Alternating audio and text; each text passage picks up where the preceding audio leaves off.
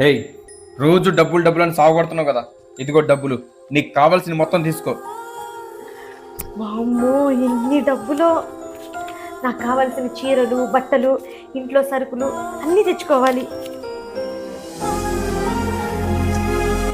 అదేంటి, ఈయన ఏ పనికి వెళ్ళారు కదా, ఇన్ని డబ్బులు ఎక్కడి నుంచి తీసుకొచ్చారు? ఏవండి, ఏంటి? ఒక నిమిషం ఆగండి. ఏంటి?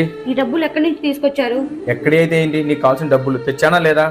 ఈ డబ్బులు నా చేతికి వచ్చాయని చెప్పి సంతోషపడమంటారా, లేదా వేరే వాళ్ళ కడుపు కొట్టి తెచ్చినందుకు బాధపడమంటారా? నాకేం అర్థం కావట్లేదండి. ఏదైతే ఏంటి, నీకు కావాల్సినవి నువ్వు తీసుకో, అర్థమైందా? అలాగేనండి, నాకు కావాల్సింది నేను తీసుకుంటా, కానీ తీసుకునే కొద్దీ ఒక్కొక్క నోటు ఇందులో తగ్గిపోతూనే ఉంటది, కానీ మీరు చేసిన పాపం జీవితాంతం మిమ్మల్ని వెంటాడుతూనే ఉంటుంది. అది మాత్రం గుర్తుపెట్టుకోండి.